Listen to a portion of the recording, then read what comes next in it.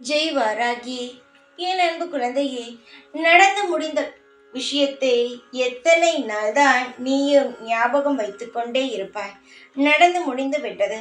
இதை யார் நினைத்தாலும் மாற்ற முடியாது, மறக்கவும் முடியாது. ஆனால் நீ அதையே யோசித்துக் கொண்டு அதை பற்றியே சிந்தித்துக் கொண்டு இருக்கிறாயே, அதுதான் எதற்கென்று கேட்கிறேன். எப்பொழுதாவது நடந்த விஷயங்கள் ஞாபகம் வரும். ஆனால் ஒவ்வொரு நிமிடமும் வாழ்க்கையில் நடந்து முடிந்ததை பற்றி யோசித்தால் அது எவ்வளவு பெரிய மனவேதனை தரும் தெரியுமா?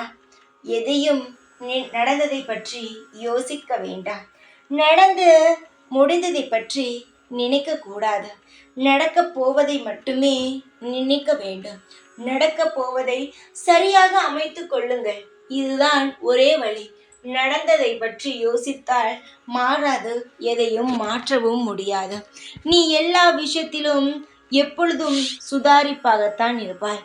சில சமயங்கள், கால நேரங்கள் உன்னை சோதிக்கிறது. ஆனால் இனி அப்படி நடக்காமல், எதுவாக இருந்தாலும் ஒரு முறைக்கு பலமுறை யோசித்து அதை உன் வாழ்க்கையில் செயல்படுத்து. இதற்கு பிறகு உன் வாழ்க்கையில் தவறு நடக்காது. எப்பொழுதுமே நிதானத்துடன், எப்பொழுதும் எந்த வேலையாக இருந்தாலும் நீ செய். நிச்சயமாக உன்னுடைய ஆசைகள் நடக்கும்.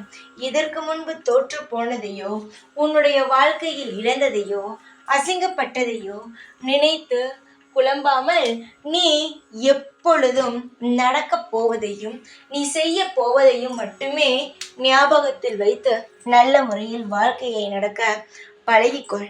நிச்சயமாகவே உன் வாழ்க்கையானது மாறும்.